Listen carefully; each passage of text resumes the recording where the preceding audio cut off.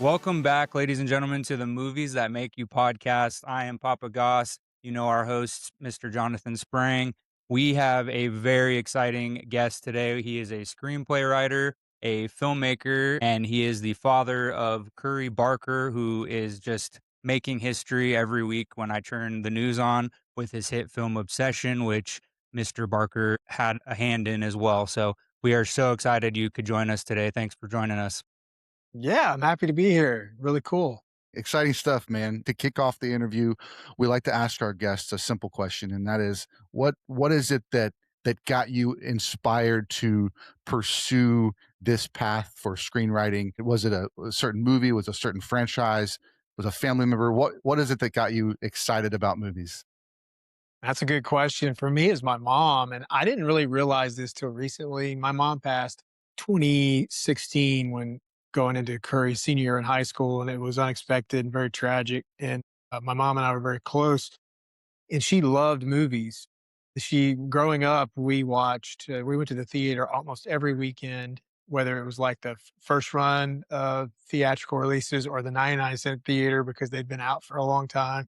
We'd rent 3 to 4 movies a weekend, and I just till recently contemplating and thinking about all that, realized not every family was doing that. I just thought that was normal because I grew up in it. So I grew up with a really strong passion for movies. I just found my journals from high school the other day and just sort of like flip through it real quick, because I'm afraid what I might see in there. But I saw in the back for all 4 years in high school, I wrote down every single movie that I watched and gave it a score 0 to 10. So I was letterboxed, in Awesome. Yeah. 1992. And and so, I guess that carried over to the boys' childhood as well. Just, we were a film family, and, it was important to us. In fact, Curry specifically, I took him to the movies every Wednesday after school. I'd pick him up. We just the 2 of us would go to the movies. That'd be our special thing together, and we would doing that every week. You'd end up watching movies you wouldn't normally watch, but you'd already seen everything else, and we learned so much from those movies. It was sort of our own little film school that we put ourselves through over a course of several years, where it started just talking about the very basics, and by the end, we were talking about cinematography and story structure and, the characters' wants versus their needs, and some pretty, well, we thought at the time anyway, complex stuff. And, so it's always been a huge part of our lives, and I've always been a writer. For the last 25 years, I wrote fiction. I wrote novel manuscripts and short stories.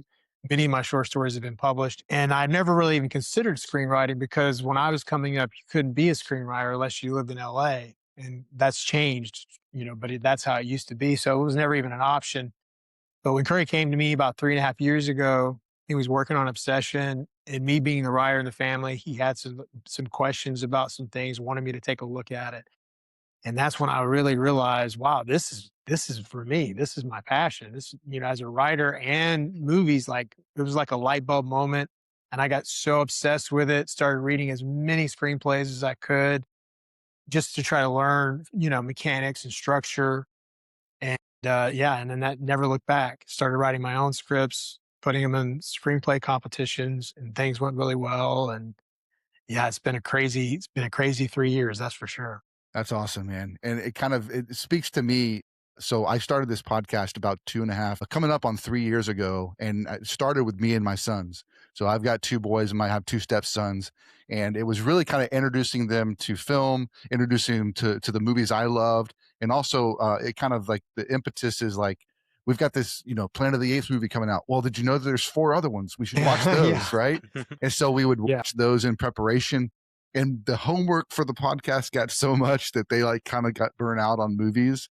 And so it's kind of like, all Oh. right, so let me pull back a little bit. And that's when I Yeah. invited Josh to Well, be they'll come honest. back around for sure. Exactly, Yeah, exactly. And I yeah, think, but yeah, it is fun. Like movies are a way that I love. I like to share the things I love with the people I love. And so yeah. it's been fun to kind of do that. We're going to see Disclosure Day tonight.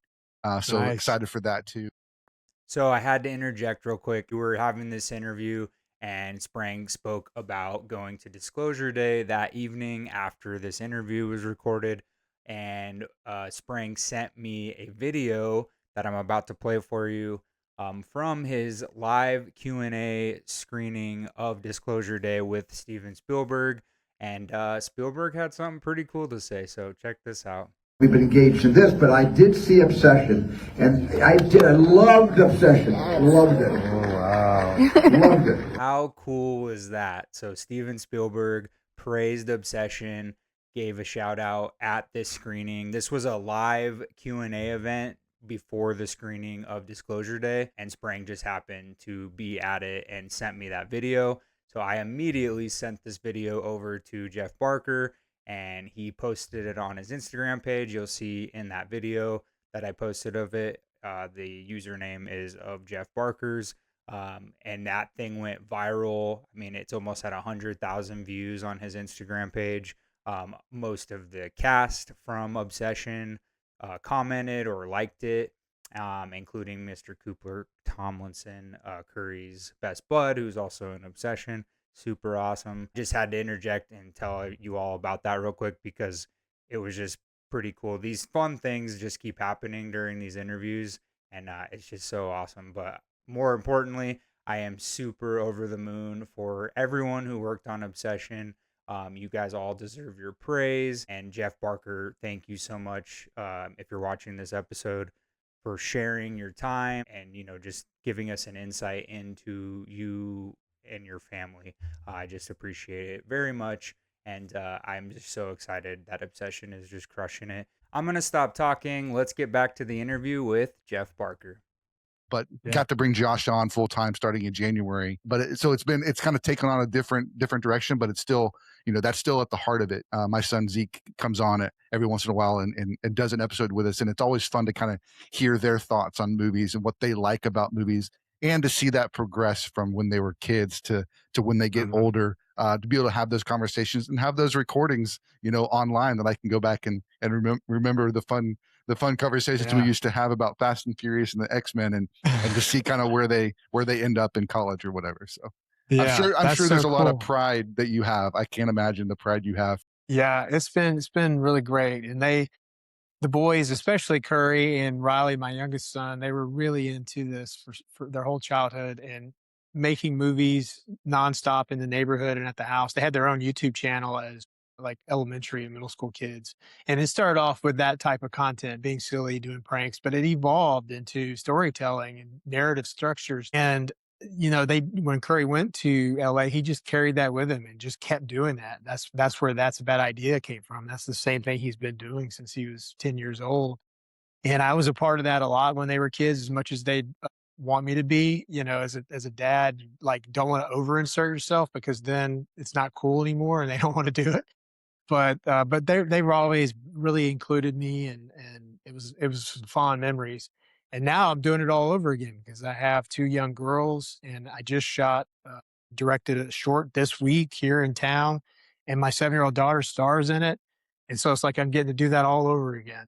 That's awesome. Very cool. Yeah, that's really cool. I mean, any time you can spend time with family, but especially bonding over filmmaking or watching movies or just anything involving film and cinema, I just think that's so cool. Like, Sprang and I met at Texas Frightmare Weekend in Dallas a couple years ago, and we were just waiting for a screening of Scream, and Matt Lillard was there and Skeet Ulrich and stuff.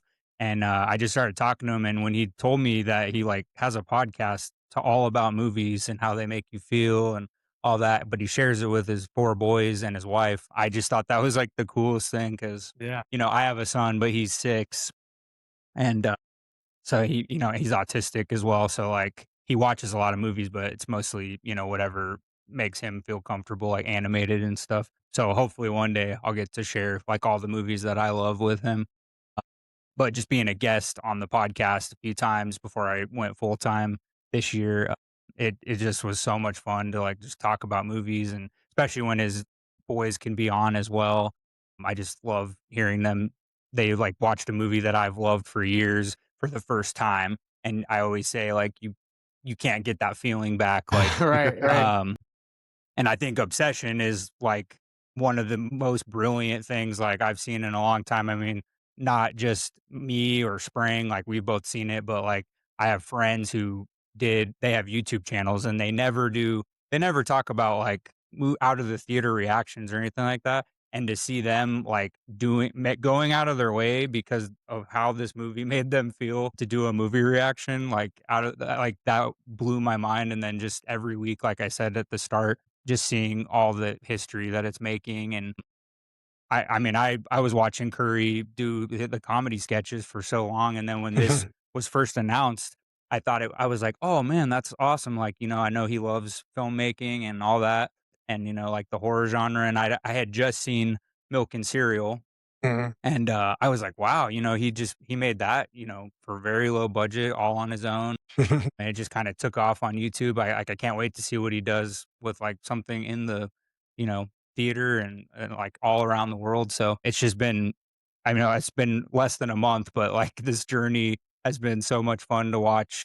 Not your content, Curry's content, and, all the cast and the filmmakers that worked on Obsession. It's just been quite incredible to, like, witness in real time. So, kudos to everybody who worked on it.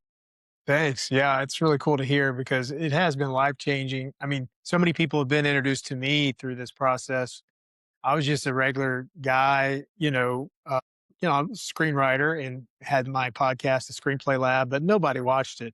I would have stopped a long time ago if it was about like people watching it. I just kept doing it because I learned that every time I broke down a screenplay, like I was already reading a lot of screenplays. That's how I really taught myself, like the mechanics and the style of screenwriting.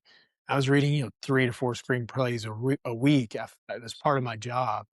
So, but breaking down a screenplay is a whole other thing. I mean, that's a 15-hour process of like line by line, word by word, constantly taking notes, getting as much backstory as I can. That much effort went into breaking down a screenplay, and then I would do the podcast, I would notice that my own writing would elevate. And so every time I did it, just a little better, a little better. And so I was like, well, I'm just going to keep doing it. And it was really a good choice because now that all this has happened, people are discovering me for the first time, and I have all this content. And I've had a lot of meetings, with executives and producers, and a lot of it is because, first of all, the things Curry has said about me, with the script and some of the stuff that I wrote in my contribution. But then besides that, they would go check me out, see my podcast, and then that I think is what's led to some of these meetings and some of these projects that I'm on now. So it's really like the perfect storm. You could never have predicted this. Yeah. Right. I mean, when Curry got the green light on this movie, and it was going to be a $500,000 to $700,000 budget. It was a matter of like, okay, you're going to have a real movie. That was the outcome. That in the end, he would have a real movie with that hopefully could get picked up by a streamer.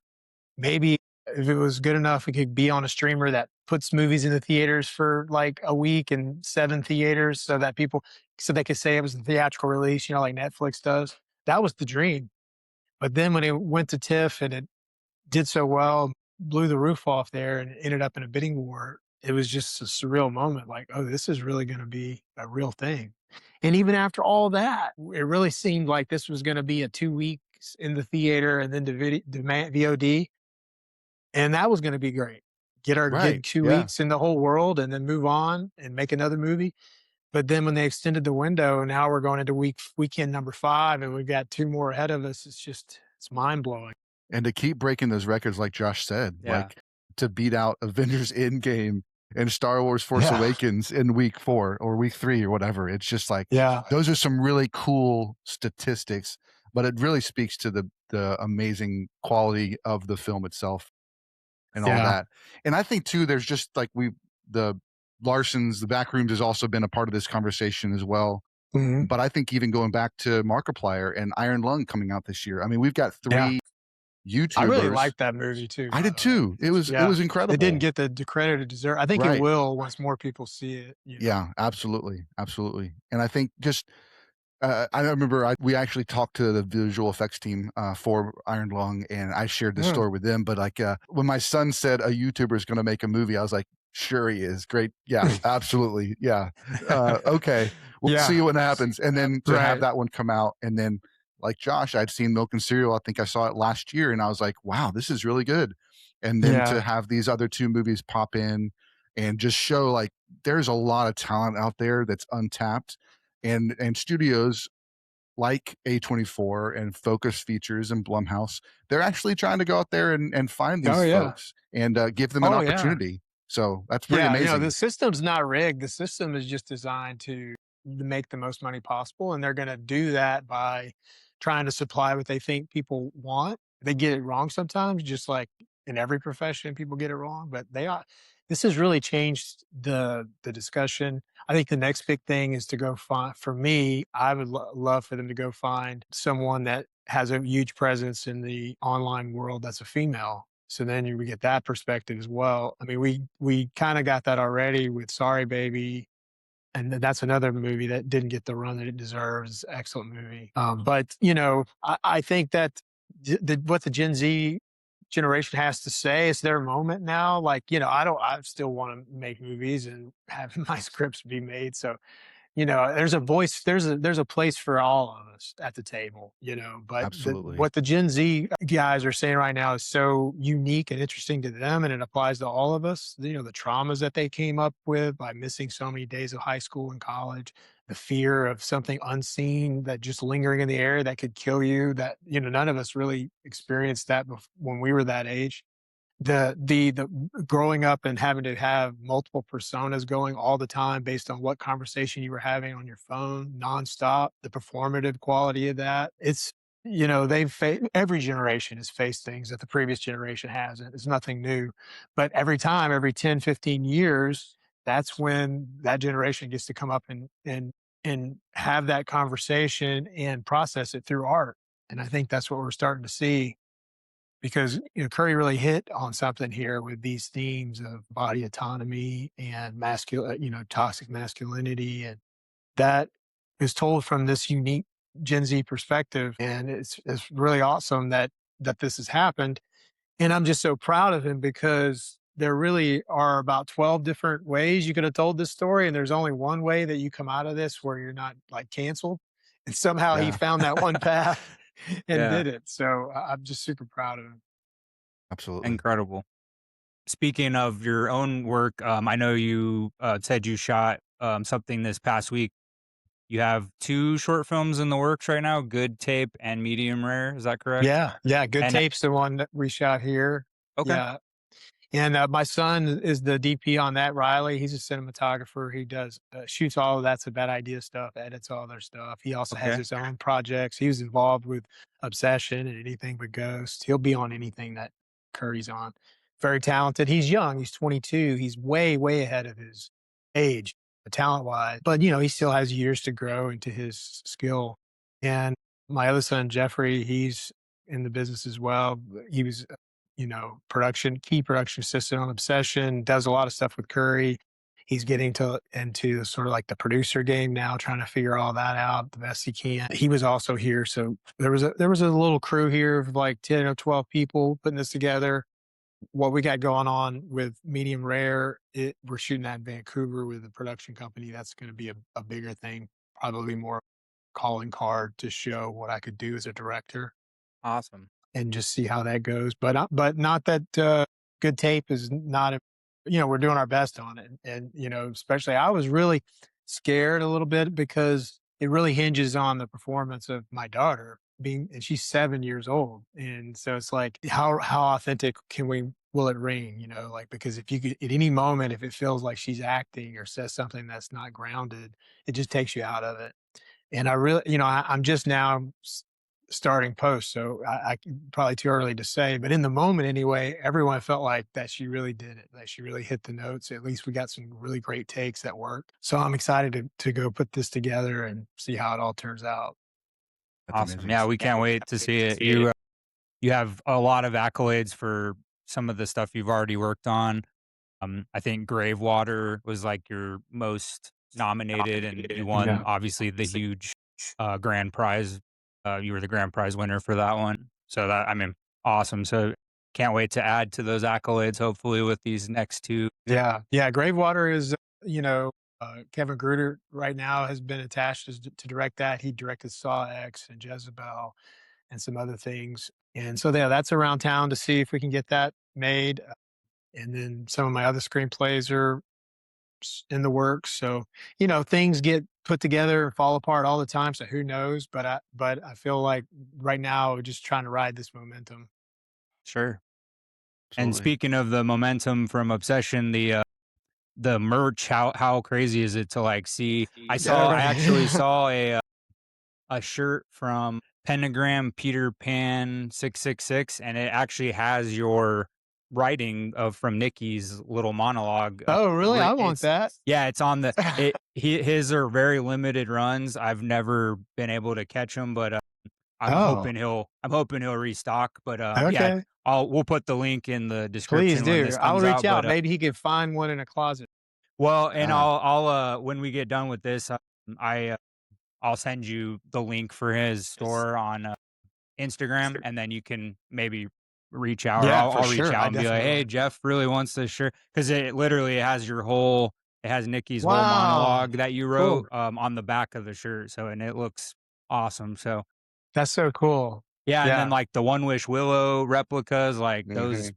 I mean, if you don't Yeah. get one when they first came out, they're reselling on eBay for. I think I saw Yes. one I sent to Sprang the other day. Somebody paid like $500 for one on eBay because they love this movie, man. Yeah. It's Yeah. insane. That is But so how has it cool. been for you? Like you actually like witnessed it, Yeah. firsthand. Oh, it's been wild, and it's really like grown beyond anything that I ever imagined. When the focus finally came out with their merchandise, it was probably like 5 or 6 weeks before the movie came out, and it was like a couple of shirts, a hoodie, and then they've added to it. And but it was hard to get that stuff. Even I mean, they sent Curry a whole bunch of it, but I wanted to just buy it, and Right. but it was hard for me to get most of it. But then when I went to the premiere, F-stop to Focus, they were there with their stuff, and once they saw me, they knew I was Curry's dad. They just said like, shopping spree, just take whatever you want. So I That's grabbed a whole awesome. bunch of stuff. I only got like 5 or 6 things 'cause I didn't want to like overdo it, but I really feel like I could have just walked out of there with they really were like, "Oh, take this here, take." But the coolest thing is seeing all the other things that people are making on their own, like what you just talked about. Like that's really in the pop culture. It's a cultural moment when you start to see that happen. And all the memes and just, it's showing up now mainstream with like see clips of comedians talking about it. Right. I really love stand up, so that's really cool to me. And the mainstream media now that it's gone beyond just film fans. It's like Mhm. Curry was on the Today Show yesterday, and Indy's been on Jimmy Kimmel, and so we'll start to see more and more of that, especially I think as we get close to award season, because I think Focus will probably do their best to Mhm. promote it. Absolutely. They've done really well in the past with their movies, so and since it's their highest grossing movie ever, I think, we're in the category that they might wanna promote it. Yeah. And then it's up to all the awards committees, but, yeah, Yeah. so it's exciting times. I tell you Yeah, what, for my sure. my wife is not a huge movie quoter. Like, I quote movies every once in a while. She has a few movies she likes to quote.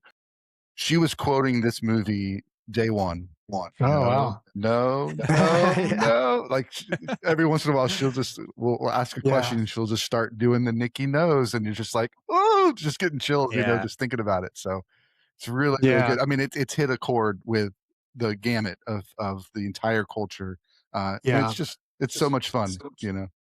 Yeah, I think one of the reasons that it's really created so much discourse and people talking about it is one thing that Curry did is toward the end process of the script, started just cutting things, just pulling things out. And because what that does is like if you can, as a screenwriter, if you can find ways to create addition by subtraction, in other words, you can't pull things out that make things confusing or create some sort of plot hole that you didn't notice. But if you can look very carefully and find things that you can extract from the script and everything still works, now you've created these areas where people can really play around. They can fill in their own blanks, and make things work in their own mind, and they can come up with ways that you never even thought of. And so that's how people are coming up with all of these different theories about things, and they really work. When you connect all the dots, it's not what was intended, but now the viewer has some serious stake in the movie and trying to like figure it out and have theories about it. And so people have had a lot to talk about, and it just never really died. People just kept talking and talking. And that word of mouth has just been everything to this film. The first week, Focus did a really good job marketing. Now it feels like so long ago, it's hard to remember, but what they were doing with Nikki, where you could call her and text her with the billboards. They did a great job marketing this movie. And then plus Curry and Cooper brought their own fan base of people who just would go see anything that they did just to see it. I think that was the first week. And then it really could have just like died off from there. But it exploded because of the word of mouth. That's what's carried it from here on. Yeah, absolutely. Well, and I just put on my separate YouTube channel, I just put like kind of a breakdown of Obsession and Backrooms, like what both of these films are doing for the film industry and the horror fans and the movie fans and everybody. And part of the thing I talked about in there was how insane it was for like week 3 to go try to find tickets to Obsession, even like 10:30, 11, 15 PM showing. It was like halfway to 75% sold out, and I haven't seen that in a long time. It's been a long time since I've seen that happen, Yeah. so And just you to, guys like, are in Texas? You're witness in that. The Metroplex? Sprang is in Dallas, near Dallas, and then I live in, Oklahoma City, so I'm just a Oh, few okay. hours Wow, away. that's so cool to hear. Yeah, even here with I'm in Fairhope, Alabama, which is a small town, and we have a couple of theaters, but in the area. And yeah, I mean, even for us, when I go watch a showing, there's 3 or 4 times the amount of people and it's yeah, it's wild. And they're who knows what'll happen this weekend? It's projected for another $20+ million weekend, which if it does that, it'll be the first horror movie to ever have 4 $20+ million weekends in a row. And that's not even counting the first weekend because it only Right. made 17 million. Right. It's insane. It's crazy. Crazy. Well, I mean, to be in line with a couple of Spielberg films in history, like E.T. Yeah.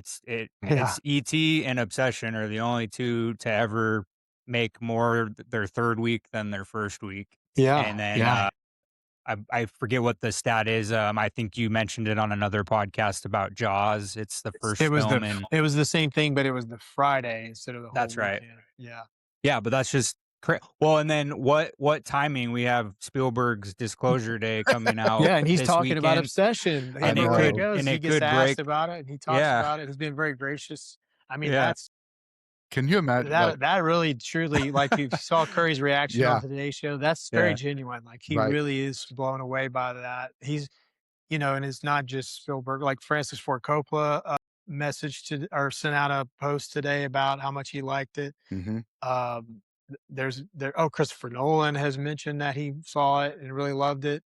And then just, the people have reached out to Curry privately, some of his heroes, which I probably shouldn't say, but people you would Yeah. be like, wow. And these are people like he just like admires and they're now have, they're friends. They talk, they text, they call with each other because it was all because of seeing the movie and wanting to meet him. And so, yeah, it is That's crazy. just so awesome. Yeah, Yeah. what a feeling. So that kind of brings up, you said you read a bunch of scripts to try and dial in your ability and learn from these scripts. So who would you say are some of your heroes, screenwriters that you would Mhm. say these are the ones that influenced me the most? Well, there's so many. I mean, like it's hard to I get asked this a lot. I need to make a list because I'm always afraid to start naming names because I'm gonna leave somebody out. But I'll say that because I write psychological horror, I really like Ari Aster, a lot, and so does Curry. I've really studied those very heavily. I call him the master of the aside. Like he will write an action line and then he will tell you exactly what that means with like a thought. We call them asides. And like I'll have 4 or 5 in a screenplay. Some people don't do it at all. He'll have like 300, where he'll just say like, you know, uh, Jill frowned, and then it'll be in italics. It'll be she's had enough of that mess. It'll be like very specific to what that frown meant. You know, Yeah. um, and there's a couple of those in the Obsession screenplay as well. But, it just depends on what it is. Like for dialogue, you can never go wrong with Aaron Sorkin. I mean, that's what he's known for. The very like cerebral. fast-paced dialogue. I don't really write in that style, but I certainly respect that a lot. And then Zach Kreger has a really good voice on the page. Again, it's like in my lane because Mhm. it's like my genre. It's not all I write, but that's the family business, right? Psychological horror. So Greta Gerwig, you talk about Oh, voice on the page. I mean, like and one thing that really impresses me with her and also with her husband, they wrote Barbie together. She wrote Lady Bird without him, but they have projects that they oh, do Noah together. Baumbach. Thank you, Yeah. thank you. I hate that I didn't say that because Oh, he's you're so good. good. He's so good. And but one of the things that she does in particular is she will write in the voice of the character POV. So like whoever's leading that scene, like for example, Lady Bird, when the teenage daughter is leading the scene, the action lines are written with like with a lot of attitude. And when mom's leading the scene, the action lines are written with more of like an authoritative. You can literally feel like whose mind it's coming from, in addition to the dialogue. I'm talking exclusively about the action lines. I think there's a real talent for that. She also writes very meta, like especially with the Barbie screenplay is the most meta screenplay ever. I mean, they literally talk about like that they make it like this is a movie, you're watching this movie, and they make fun of the whole toy industry and everything. It's very comical as its own literary device, separate from just the movie. Well, I'm very interested to see what she does with Narnia also, like, Yeah, to have that voice in that space, I think is gonna yeah. be very interesting. I just love her so much. Like I don't really get starstruck much.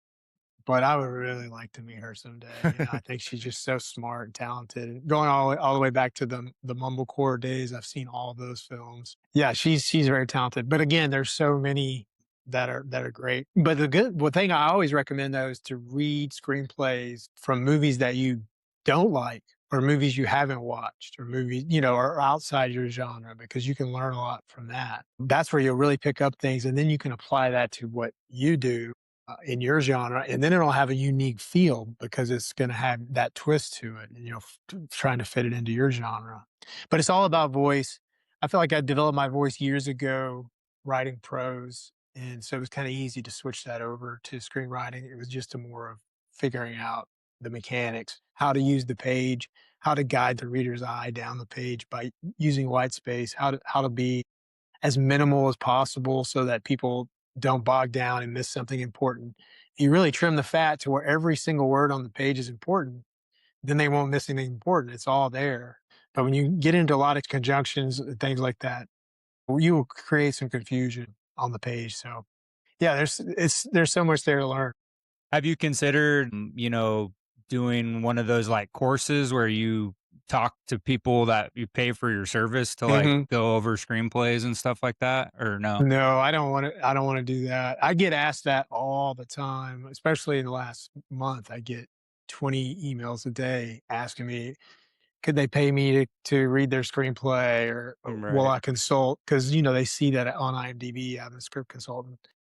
But no, I don't want to try to do anything that I'm like, it would feel really icky to me, like I was like taking advantage of someone. I'm in this really weird area where I have a lot of you know, I was part of a huge movie, but my son was the director, and I'm part of his next movie, but he's the director and the star of the movie, and I have all these projects that are in the works, but like I wouldn't, you know, I don't have a ton of credits to my name, you know, like I think that if you want to pay to learn from somebody, it should be one of the masters, it'd be somebody, you know, and I believe in my writing, I believe in my skill set, but I wouldn't wanna do anything that would make it feel like I was pretending to be something I wasn't, and that Sure. just feels really icky.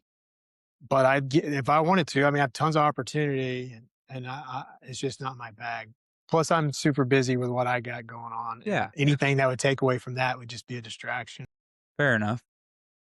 Also, in your you guys filmed the music store scene at Castle's Music, which Yeah. was first made famous by Wayne's World. Mhm. Did anybody play the forbidden riff on set? No, that guitar was on the wall, but it's covered in hard plastic. You can't get Oh, to it. yeah. Everybody would be grabbing it. No, Yeah. that was really cool. You know, originally in the screenplay, it was Mandy's music. And it was that's Curry's aunt's name, and that's why he named it that. And when they started scouting locations and they found Castle's music, Curry was just really blown away by, the history of it, because Wayne's World was shot there, and then also just what it had meant to the valley for so many years, and it's a store that had been around for generations. And so that's when he decided he was going to switch it to Castles and like, honor the store, and had no idea they would eventually close, and that's really sad. But the movie was kind of cursed in that way. There's 3 or 4 of our locations that aren't in existence anymore. The house, Ian's house, where they had the game, and Mhm. he does the Hansel and Gretel monologue. That house burned down in the fires, which is really awful and tragic. The bar, Barker's Pub, it's they've moved to another location, so that's not the same place anymore. And then there was 4. I named 3. I can't remember the 4th one was, but yeah. So it's kind of like, but things change, so that may not be that unusual. Yeah. So that was interesting how that happened. Your cameo in that scene, you're on a drum set. Is there a deleted scene where you pay homage to Garth and play his drum solo? Oh, that's a good point. I even have the blue jean jacket, right? That seems very Wayne's World. Yeah. No, they just put me there because that was the space where Cooper was just going to run to get to Michael, and it made sense. And it was that long track shot, and it's on me for quite a while. People notice it. I get tons of messages about, I saw you in the movie. I'm also the voice of the The trivia. trivia. Yeah. Yeah, Nice. which was really cool. The way it was originally shot, it really highlighted what I said because I kept interrupting them, and it was sort of a joke. Like every time Bear kept trying to say what happened with his cat, I would interrupt, and it all happened at the table. That was before they went back and did a reshoot and added the when they go up to the bar. That was all added later for good reason. But in the original version, they stayed at the table, and it was a lot of me. So a lot of my lines got cut, and then also like on the circuit, the film festival circuit, like where Dolby speakers, you could hear it clearly, but in my theater, it's just like mumbled noise. So my Yeah, because big moment. I saw that before I saw the movie, I saw that you were uncredited as the trivia, so, like, I was prepared for that scene, but then I was watching the movie, and then I saw the music store scene, and I was like, "There's Jeff right there. He's right in the Yeah, middle." yeah. Yeah, and then in Anything But Ghosts, I might appear in that, but they have, the actors all except for, like, the main cast, all the extras and everything, they all have to be from Canada because it's all part of the Canada tax credit and everything in their union, um, which is good, and they were very talented. The crew in Canada was awesome, so that was a lot of fun. Well, we know a stunt guy in Canada if you need a stunt guy. So Oh, yeah. yeah, Well, I met a lot of stunt guys I'm that sure. they were awesome. Yeah. Yeah. I might know the guy you know.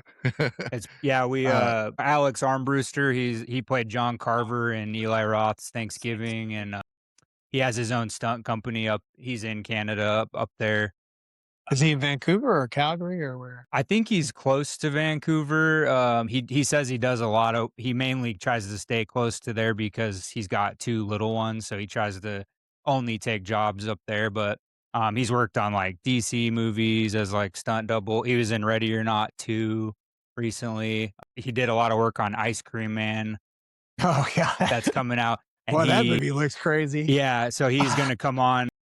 We do our normal episode format is we do a prep-isode where we prepare people for new movies coming out that week. So for Ice Cream Man, we're gonna have him come back Oh, on cool. since he was in Thanksgiving and Ice Cream Man, which we're gonna talk about Eli Roth movies. But Yeah. yeah, he has his Oh, own yeah. stunt company up that way, so you might run into him. Who knows? Yeah. Yeah. Eli goes hard. Yeah, Yeah, yes, he does. Eli doesn't really care. He's Yeah. like, I don't care if I offend anybody. Yeah. I do Yeah. I what can't wait to want. see that movie, man. It's like, it looks really awesome. I mean, Al if you're yeah, gonna go there, Alex, you gotta go there. You gotta really right? see it. And I mean, so I he saw does that. even the Dwight Howard one was pretty unhinged. Like, Yeah. Yes. Yeah. it's No, this crazy. is his brand. Yeah. Yeah, Um, Alex said when we had him on for the creators conversation, we asked him about Ice Cream Man, and he like chuckled, and he's like, I can't wait for people to see this movie. He's like, he's like, saying insane is like putting it Yeah. lightly. Yeah. Yeah, for Yeah. sure. What is it? I guess one of the things that intrigues me about your genre is the psychological horror. Where does that fascination come from? And where does that kind of understanding of really grasping that genre?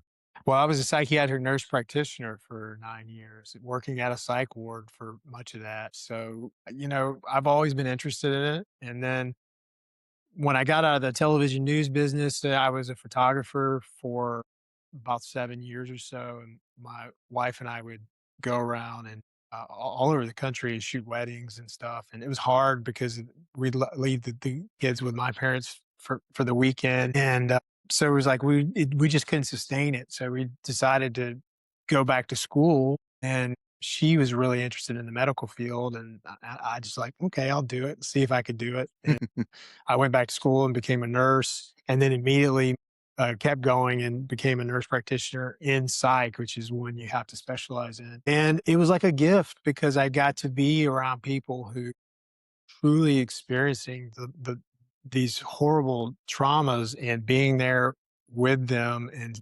learning empathy, learning how to listen and understanding the human condition. And the boys, they were at the age, especially like with Batman Arkham's Asylum and stuff, they were scared to death that where I was going every day. So I had to come home and really talk to them about it and really explain that these are people just like you and I. It could be me tomorrow. It's just people who have had really horrible things happen, and they're doing the best they can to process it. And the brain's trying to protect them in some way with a coping mechanism that may be creating some of these visual and sensual things that make life difficult. And so we talked a lot about the symptoms and the medicines and the side effects and all of it, psychosis.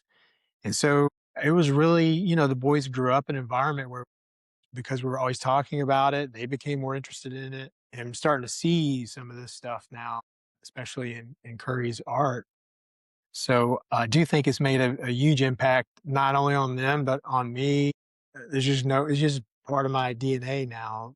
And anything I write is going to be psychological based. It's going to be dealing with grief and trauma and guilt. I mean, those are my playgrounds. They may not sound like a bed of roses, but there's so much we can learn from that. It's like really being human is understanding who we are, like putting up a mirror and looking at ourselves in ways that we don't want to see. That's what I like. That's relatable in a lot of ways. I mean, I've had years of therapy, and I've had to dive into so many deeper wells of my past that I didn't know were affecting me in the present. And it's a tough road to go down, but it's definitely you're better for it on the back end. And I think movies give us a chance to dip our toe in that, give people an opportunity to self reflect without them knowing it. And so it's a fun thing to play Yeah. around with for sure. Yeah, and any genre can do it. Drama does it well, like Jesse Eisenberg's A Real Pain really examines, borderline personality disorder it's not talked about directly in there, but the main character is dealing with that. But I think horror is the best vehicle for it because what happens is if it's done right. You take a character driven story and something has happened and the trauma of it is so overwhelming that the horror manifests out of that. What's inside comes out. That's why Hereditary plays so well. The Babadook. These are movies that is just like a manifestation of this trauma. So I think even with Obsession, that Bear, you know, it's like everyone's afraid to humanize Bear in any way because you don't want to justify anything that he did. I mean, he was a horrible person for what he did to Nikki, but he's still a person. There's still good in him, just like there's good in a serial killer. Like everyone is. It's easy to just look at everything as black and white. And Bear was, not to give him excuses, but his grandmother just died. And he was not doing so well. Like he wrote on the pills, "Don't eat." I think that's the clear clue that he didn't even trust himself of how he was feeling. And then the cat dies, and that's his fault because he's so consumed by his grief and his depression that he wasn't even taking care of the one thing he had to take care of. And so that was another blow, even though it was all his fault. That's still You could see him crying on the bed. That wasn't performative in any way. He was hurting. It just wanted to feel something good, some sort of like some joy in his life. I think that's what led to this desperate wish Hmm. that was a bad wish, but it didn't come out of nowhere, you know? Yeah, it was his attempt to find love from somewhere, and this was an easy route. It was a quick Mm, fix. It was a microwave version of love. All I got to do is break this stick, and then yeah, I can have love. Great, I need that in my life right now. I yeah. don't care who it hurts. I'm going to do it because it's what I need. But he was calling what he was calling love was romance, which is the main theme of the movie. You know, the difference between love and romance. And you know, there's a monologue in the screenplay that was actually shot where I just when I just broke down the first 50 pages of the screenplay on my podcast, I was brought back to this.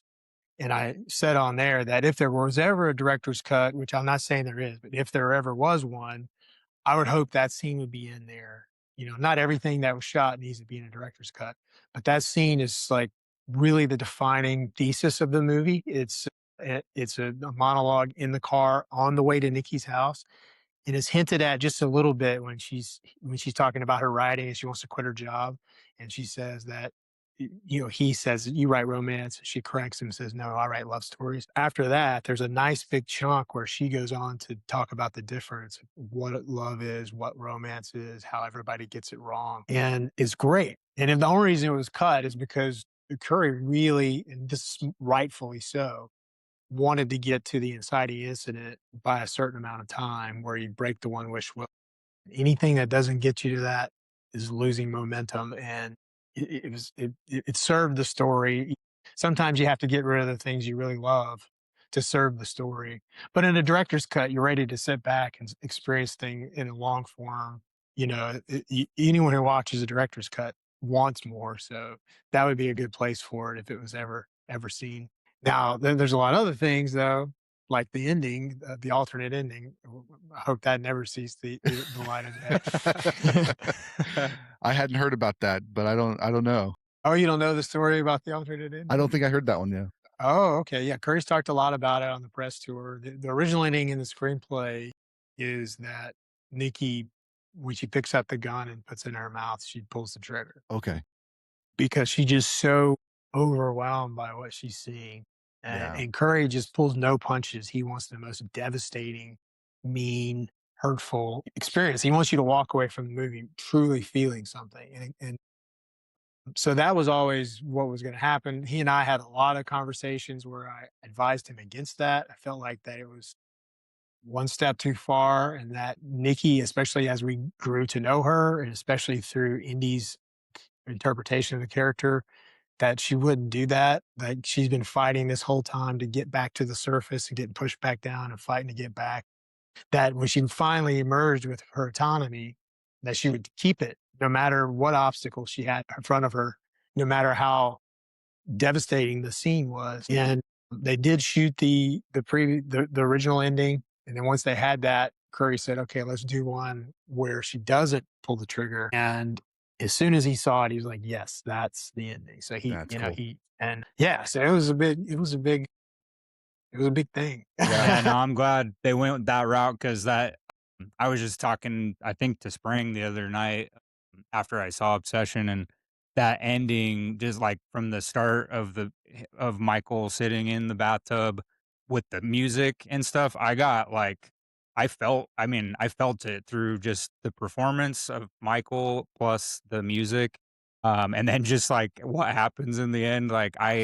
I mean, I got choked up, like, I was like, "Holy crap," like, I couldn't imagine Yeah. and then just how I love the little camera thing that Curry did with the Yeah. like, flipping it over and then the TV with that was so cool, but Yeah. yeah, That's just actually great ending. yeah, I think it's one of the best endings. I mean, I'm biased, but I feel like it's one of the best endings in a long time. It Oh, really, yeah. and everything happens so fast. You know, it doesn't drag its feet at all. It's like 4 minutes or so from the time he goes in the bathroom to the end. But what you appreciate there with the shot at the end of the movie, that's actually a bookend shot. The original opening shot is the opposite. It starts on the television. sweeps down to the ground and you see the dead cat, and then up to the couch and this bear sitting there depressed. And again, beautifully shot, but everything has to be in service of story. And the beginning was okay, but it wasn't working the way Curry wanted it to work, to set up the characters the way he wanted them to be set up. So had to keep digging and digging and digging until he finally broke the story, and then had to reshoot it with a diner scene, which makes it way better. Yeah. But then you lose the artistic opening shot. But Yeah, I that's saw okay. Curry talking about that on a show recently, and I was like, that does sound really cool. But yeah, like what you just said, I mean, you kind of have to do it the other way. So Yeah, in the original one, you don't even see Curry was very specific about this. He didn't want to see he wanted the POV of Bear to be so narrow that you don't even see the other characters until way into the film. And it was shot that way. And it was really cool. You know, that it's all him at the house, everything's over the phone, and Ian trying to talk him out of flirting with Nikki is over the phone on the way to the bar, and that was the thing that was the most troublesome. It was like too long of talking to nothing. Like you could do that for a few seconds, but it was too much of him talking to the speaker. Then when he gets to the bar, you know the shot that's in the movie of him at the table, and it's a push track push into him, and all the friends are around, but you just see like their shoulders from behind. That's about maybe 15% of what the original shot was. It's like this long, slow push, and the conversation goes on, and everything that happens at the bar happens at the table, like I said earlier, but it's all pretty much this shot. And then it's not until you go outside, when they're leaving outside, that you actually see their faces. Well, that's not true. You do see Sarah eventually, because she's talking about this thing that got cut. Well, she's talking more about art school and explains all that. They go more into the gun, you know. Yeah, but so all that was changed because when they added the opening scene in the diner, you know, it's Ian Cooper's right there. And so then that opened it up to just sort of like toss that out, and we're just not worry about that. It's the creative process is you got to go where it leads. You know, Yeah. you Yeah. have an That's idea. every movie, you Yeah. know, what you end up with is it's a long process, and it's a good process. When you have creatives and collaboration, it really pays off. You just have to go through it. You can't cheat it, you can't rush it. Yeah. That's awesome. thank you so much again for joining us. We like to do at the end of the creators conversation just a couple of speed round questions. If you got time for that. Sure, yeah. Awesome. So the first question, if there was one artist, it can be, you know, a script writer, a painter, an actor, director, whatever, that dead or alive that you could share a coffee or a drink with, who would that be? Stephen King. Nice. Yeah, I'm a Awesome. huge Stephen King fan, you know. In fact, we went on vacation last summer to Maine, and on the coast, and we drove all the way into Bangor just to go look at his house. You're like, "Yep, there it is," and then we left. That's Nice. awesome. It's like, oh, he might be in there. I was like fanboying over Stephen King, and I know sometimes he will comment on movies, horror movies, and stuff that he's seen. And, you know, I'm embarrassed to say I check his Twitter every day just to see if he saw Obsession and has something to say about There's it. a scene in Obsession where the girl smiles for about 20 seconds. It's so good. It's so good. She's so frightening. She makes hot chicken. She's so frightening. But definitely Stephen King. I can imagine he's Nice. going to see it at some point, and Oh yeah. Yeah, I think he'll say something for sure. I hope so. Do you have a favorite Stephen King adaptation, film adaptation? Misery. Okay, Yeah, Misery. nice. Yeah, Yeah, I really like that one a lot, and I love the book too, you know, but there's so many. I mean, we could do Right. a whole podcast on my feelings about Stephen King. yeah. We'd love to have you know, back, and a lot Ben, of if you people are want. like, Yeah, a if lot you of want to people- come on back for a prep episode talking about Stephen King, we'd love to have you. yeah, okay, I'm down for it. Yeah. Gotta give me some time, but I'll for put sure. I'll put it on the calendar. You know, some people are like, "Oh, he's just too poppy. He's just trying to make everybody happy. He doesn't push the envelope." Like, you don't really read Stephen King. Yeah. You're just going off the movie adaptations. He's very character driven, which I love. You know, he's not writing literary fiction. You know, he's not trying to write the most beautiful sentences in the world. He doesn't let that get in the way of story and character. But he is someone who understands the human condition, and he understands regret and trauma and pain just from his own experiences. And yeah, I think he's one of our modern day masters. It's Yeah, awesome. agreed. I have a buddy who has a YouTube channel, Josh's Hoarder Corner, and he is like diehard Stephen King. Like he's been trying to track down, first copies of things, and he Yeah. finally got an autograph. I don't know how he got it, but he finally was able to reach out to somebody who was able to like snag him an autograph. Oh, cool. Yeah. Yeah, I have But some first editions on yeah, my shelf. I've got first edition Stan. I've got a first edition Cujo, Misery. But yeah, yeah, I know. It's just like yeah. I would be like starstruck if I got to oh meet him. yeah. Well, he's very rare too. Like I go to a lot of conventions, and he's like one of the few that is on that list of like he never does. He doesn't even really do private signings hardly ever. Like you can catch him at a book signing every 10 years or whatever, but he Yeah, just well, he kind of doesn't is have he's a to. recluse kind of, so Yeah, he's very mysterious just like his writing. yeah. Next question, is there an IP or character that you would like to bring to life sometime? Well, I mean, you throw me in the ring with everyone else who would love to do Freddy Krueger. Nice. You Yeah. know, I think Nightmare on Elm Street is ripe for a new adaptation. You know, not to discredit the previous ones. I Right. mean, they were great, but he's just he's just such an interesting character who has so many powers that I mean, how are you going to stop him?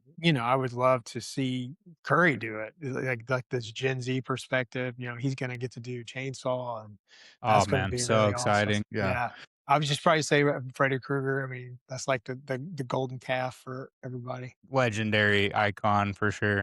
Yeah, Scream was my first rated R horror movie I saw. I had never seen any of those like 80s slashers. And so then in college, I ended up Oh, going and seeing all the slashers. And Freddy was the one I gravitated to the most. Just the personality, the fear that any mhm. moment that character closes their eyes, even if it's to blink, like, oh no, they're asleep. I mean, just that constant Yeah, tension that Wes Craven was able to create from that first movie on. So I love some yeah, Freddy Krueger. yeah. It was one of the few that really scared me. Like that really scared me. And I'm really looking forward to Mike Flanagan's Exorcist. Oh That's gonna be man, just wrapped last week. It just wrapped yeah. filming.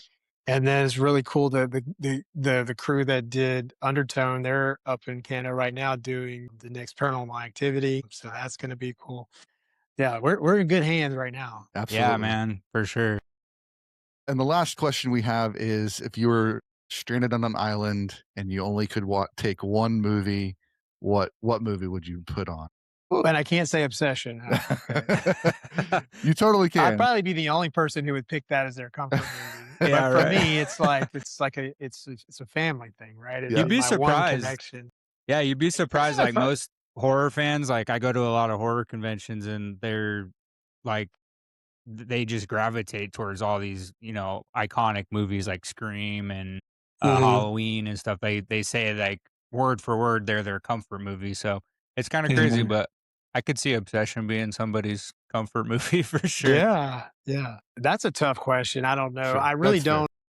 I don't really I try like, I love watching movies again, and especially a movie like Obsession where I feel like I can get more out of it the second time. Not to try to plug Obsession, but you know what I mean? Like, there are Yeah. some movies where as soon as you finish it, you're like, "Oh, I need to watch that again." Yeah. Like The Sixth Sense, I mean, that's like Oh everybody wow. saw that, had to go Yeah. see it again.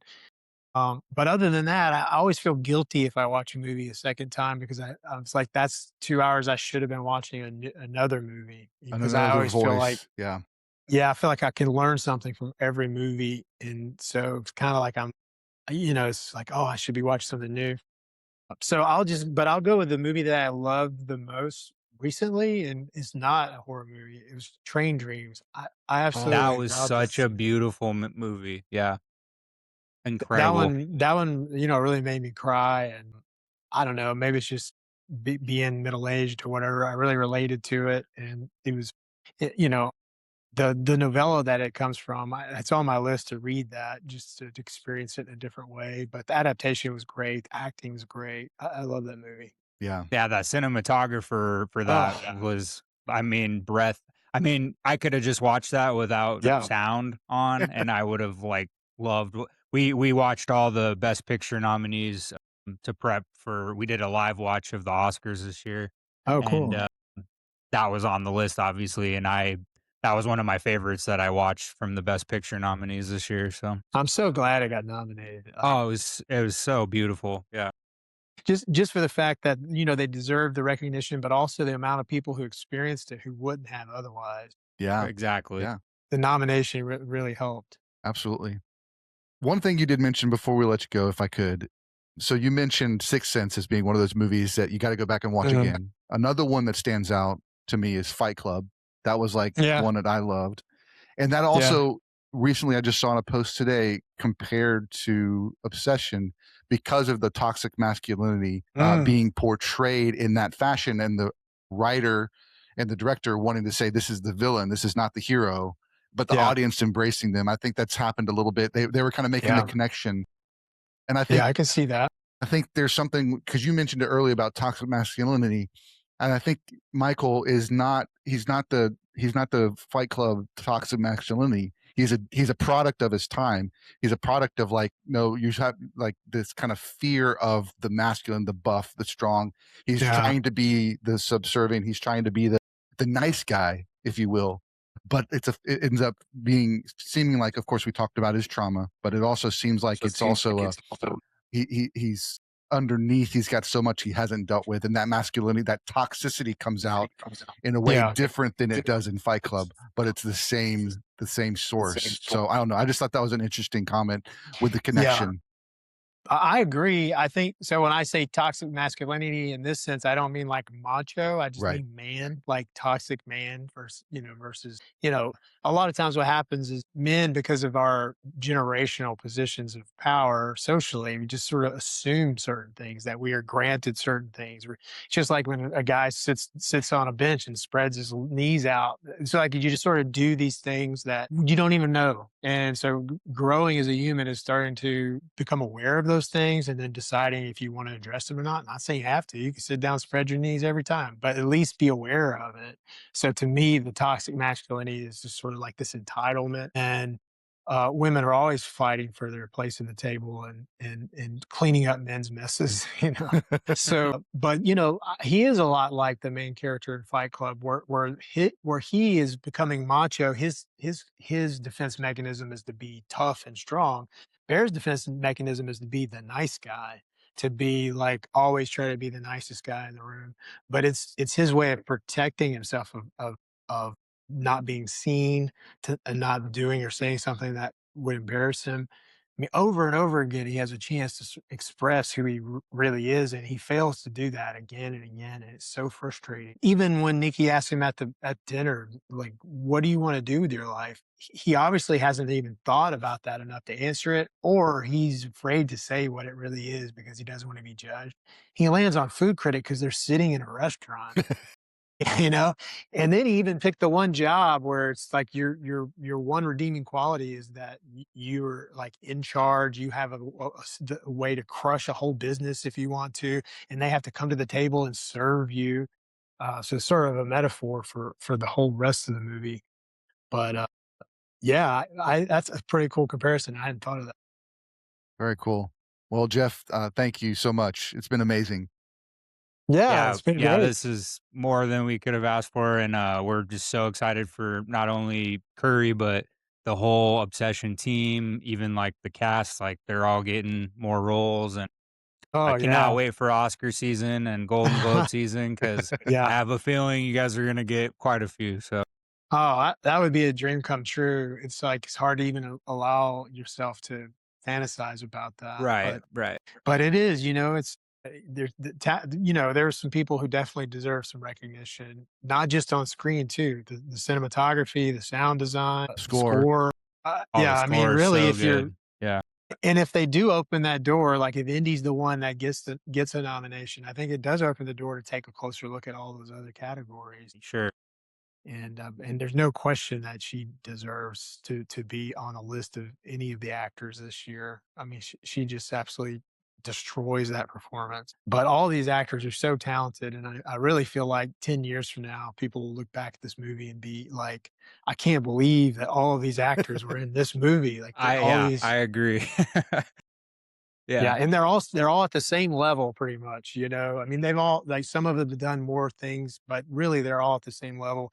And when they launch, they're just launching from the same spot. And it's Yeah. really cool. Well, and then you can always go back to Obsession, like that time on Obsession and this moment in history. Like, I think that's the coolest part for not only the team that behind Obsession, but like us as fans of cinema and stuff. Like, we're gonna look back. Like, I will never forget this moment in time of like Backrooms and Obsession just taking over, and like just how what I felt like going to the movies, because I haven't felt that way in a really long time, and it's something I will never forget. So Oh, that's really cool to hear. yeah. It's really neat to see that this resonates so much with people. So, well, thanks for having me on, guys. It's been a blast.